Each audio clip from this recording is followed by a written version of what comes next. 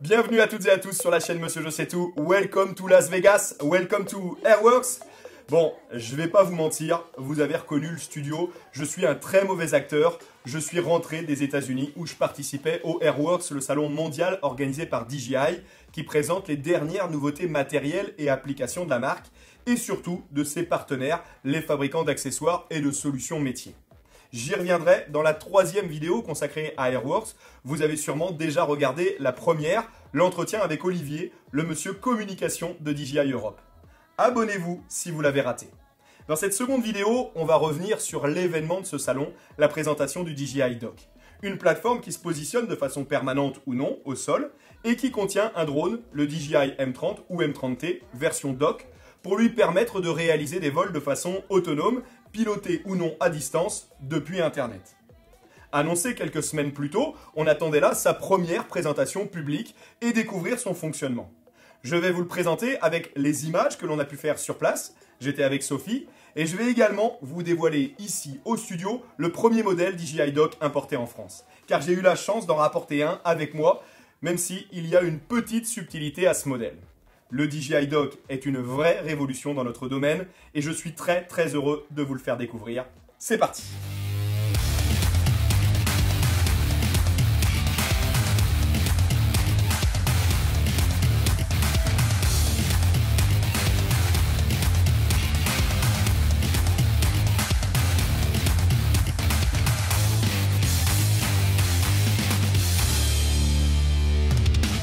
Le 11 octobre dernier, il y a tout juste un mois, le leader mondial des drones de loisirs et professionnels dévoilait à Airworks le DJI Dock, une solution industrielle puissante composée d'un case qui embarque à l'intérieur un Matrice 30 capable d'évoluer en toute autonomie, contrôlé depuis le cloud, pour réaliser des missions automatiques. Je vais commencer par vous présenter le matos, le hardware, le software ensuite, la partie logicielle, puis toutes les perspectives d'utilisation et d'application possibles.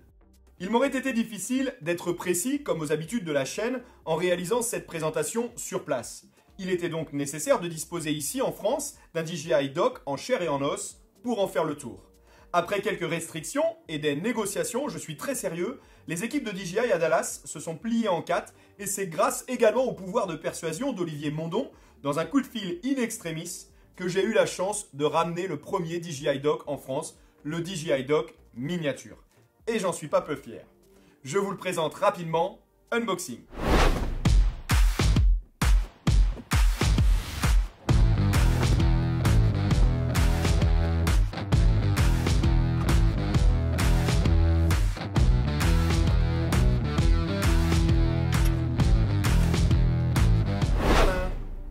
Voilà, c'est vraiment mignon, très bien réalisé. Il y a encore moins de modèles que le vrai dans le monde. Il est magnifique, j'y tiens beaucoup, c'est l'un des super souvenirs du DJI Airworks. Mais vous vous en doutez, il ne va pas nous épater. En revanche, il va nous aider à mieux comprendre le système du dock, grandeur nature, qui s'ouvre pour laisser échapper la bête et se referme avant son retour, tout en lui offrant une protection climatique et une charge autonome. Le dock, le vrai, mesure 80,5 cm de largeur sur 89,5 de profondeur et 84 cm de hauteur une fois fermé. 1,675 m, presque 2 mètres une fois ouvert pour un poids de 90 kg. Disposé au sol, ça fait moins d'1 mètre carré d'emprise. Il doit disposer d'une connexion Internet en RJ45 ou 4G, selon le pays où il se trouve bien sûr, et s'alimente sur prise, là aussi avec une tension adaptée à la région où il se trouve. Il dispose d'une batterie de secours en cas de coupure de 5 heures. Car une fois décollé, je vous le disais, le DJI Dock se referme avant le retour du drone. Il est donc nécessaire d'en disposer par sécurité pour son retour. Même s'il est déplaçable très facilement, le DJI Dock nécessite d'être fixe.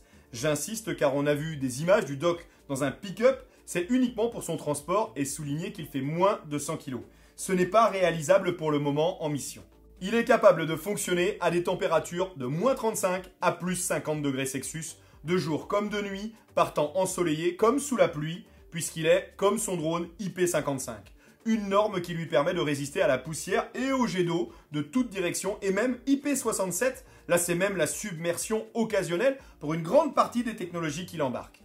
Le dock est vraiment conçu pour durer dans tous les environnements et pour qu'il y ait très peu de maintenance dessus. Toutes les pièces qu'il compose sont modulables pour faciliter sa maintenance, préconisé tous les 6 mois. Vous le laissez en extérieur, 6 mois à bosser et une petite révision tous les 100 000 km. Quelque chose qui m'a beaucoup impressionné sous la chaleur américaine, il dispose de son propre système de climatisation interne pour réguler, chaud comme froid, son stockage et ainsi préserver la machine et ses batteries. Au décollage, le DJI Dock supporte des vents de 43 km/h et jusqu'à 54 en vol. Il dispose pour ce faire de son propre anémomètre, mais ce n'est pas là sa seule sonde. Il dispose également de capteurs de pluie, de capteurs d'immersion dans l'eau pour alerter en cas d'inondation, d'un capteur de vibration en cas de tentative de vol, de tremblement de terre, de mouvement de terrain, un capteur d'humidité aussi, et même une protection contre la foudre. Côté sécurité et contrôle d'une caméra qui filme en HD en 360 degrés. Quant au M30, il dispose lui de ses propres capteurs capables de lui indiquer des vents violents synonymes de retour. On a l'habitude de ces alertes sur la radiocommande pour la plupart d'entre nous. C'est très important car il peut évoluer dans un rayon de 7 km durant 40 minutes. Et à 7 km du dock, la météo peut bien sûr être différente. Il peut être disposé en montagne jusqu'à 4000 mètres d'altitude et il dispose, comme les M30, d'une balise RTK pour communiquer ses coordonnées GPS de façon très précise. Le Matrice 30 qu'il embarque, vous le connaissez pour une grande majorité de ses fonctionnalités, je vous l'ai déjà présenté. Cependant, les deux modèles de Matrice 30 qui équipent les docks sont spécifiques et ne peuvent pas être intervertis avec les modèles de série déjà connus. Il existe là aussi en deux versions, le M30 et le M30T en version dock, spécifique donc. J'ai de la chance, celui-ci est une version M30T. Leur particularité, ils disposent d'un système de charge très sophistiqué par induction qui débute une fois que les griffes l'ont loqué, verrouillé après son atterrissage. Il se charge en 25 minutes seulement et repart sans délai supplémentaire, sauf pour refroidir ou réchauffer les batteries lorsque c'est nécessaire, et ça pour 40 minutes de vol. Notez que pour sauvegarder les batteries, les ingénieurs ont limité la charge à 90%. Son système de transmission est connu en 2,4 et 5,8 GHz, dernière évolution de la technologie OcuSync O3 Enterprise. Lors de la présentation à Las Vegas au Convention Center du Mirage, je n'ai remarqué aucune particularité à la réalisation des vols. L'équipe d'ingénieurs au sol commandait le démarrage à partir de la radio DJI RC+, avant de le prendre en main et lancer la mission automatique depuis le cloud avec FlightUp 2. La seule chose qui m'a impressionné, c'est de voir le M30 se balader tranquillement au-dessus des passants du Strip de Las Vegas, l'artère principale des casinos, presque au milieu, j'ose dire, des avions de passagers arrivant à l'aéroport et des hélicoptères. Je suppose que les niveaux de vol sont très clairs et très bien définis dans ces zones aux États-Unis. La boucle, le programme de vol durait une dizaine de minutes avant de revenir et enchaîner comme ça une demi-heure de démonstration matin et après-midi au milieu des conférences et ateliers. J'y reviendrai, je vous l'ai dit, dans une vidéo dédiée au salon. La partie gestion, administration maintenant. Comme je viens de le dire, les ingénieurs disposaient sur place de la DJI RC+, alors que le stand derrière permettait pourtant d'orchestrer les missions de façon automatique. Pourquoi ? Pour souligner que le DJI Dock se configure et se met en route en premier ou lorsque vous le souhaitez via la DJI RC+, connectée au dock directement via l'application DJI Pilot 2.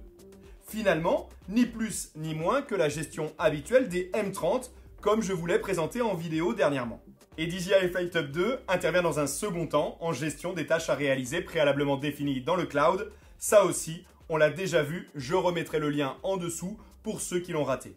Il permet de le faire décoller à distance à partir d'une mission entièrement programmée, tant dans son trajet d'évolution que dans son orientation et celle de sa caméra, que dans les tâches à réaliser, modélisation, analyse de signature thermique, prise de vue, etc.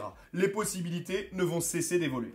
Avec les fonctions OneTop Panorama Sync et Cloud Mapping de DJI Flight, vous pouvez imaginer une réalisation quotidienne d'un domaine skiable en 2,5D avec différents points où auront été réalisés des panoramas 360, idéal pour une vision globale et précise en temps réel du domaine skiable par exemple. Là où ça va devenir très intéressant, c'est que l'API DJI Cloud, le protocole de gestion de la bête, le SDK, est ouvert. Le SDK qui, vulgairement, je le rappelle, est le protocole informatique qui contrôle la machine, ici, le DJI Dock et son drone.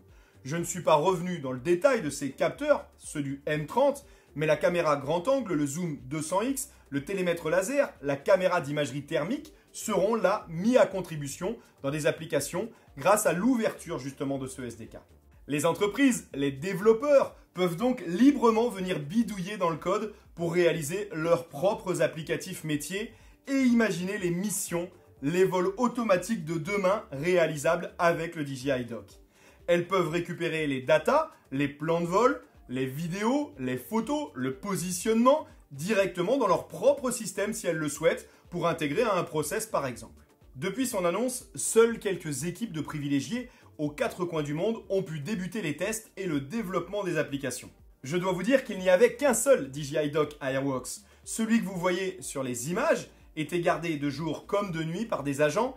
J'ai quand même pu l'approcher, le toucher librement un matin très tôt, mais je doute qu'il y ait beaucoup d'exemplaires produits à ce jour. Son déploiement est prévu aux États-Unis en 2023 et prochainement en Europe. Et je ne crois pas que celui-ci soit vraiment fonctionnel, excepté peut-être pour le dock, le vrai. Ceux qui ont la ref, bien sûr, vous pourrez l'indiquer en commentaire pour les autres. Retour au DJI Dock, il pourra permettre d'inspecter de façon automatique des lignes ferroviaires. C'est déjà le cas dans l'entreprise présentée au Airworks et ça existe déjà en France, mais ici de façon entièrement autonome, de jour comme de nuit.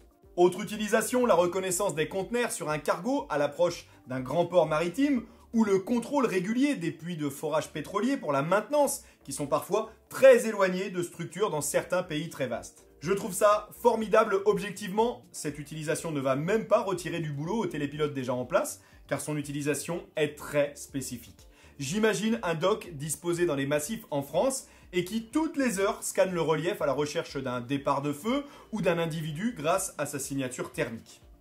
Je précise avant d'oublier que les M30 version dock ne peuvent pas aller se poser dans un autre dock que le leur. Ils ne peuvent pas s'intervertir, ce qui aurait pu être judicieux dans cet exemple d'utilisation.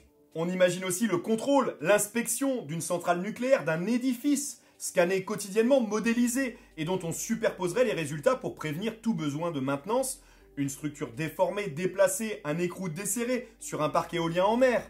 Les utilisations sont innombrables. On ne peut vraiment qu'avouer une nouvelle fois le super bond en avant de DJI dans ce domaine. J'espère que cette vidéo a attisé votre curiosité, qu'elle a répondu à vos interrogations sur le sujet, qu'elle vous a plu. Dites-le moi si c'est le cas, j'en ai besoin actuellement. On m'a toujours dit que si un jour on voulait se revoir, il fallait avant tout se quitter. Il est temps maintenant, puissions-nous nous retrouver. À très vite, ciao.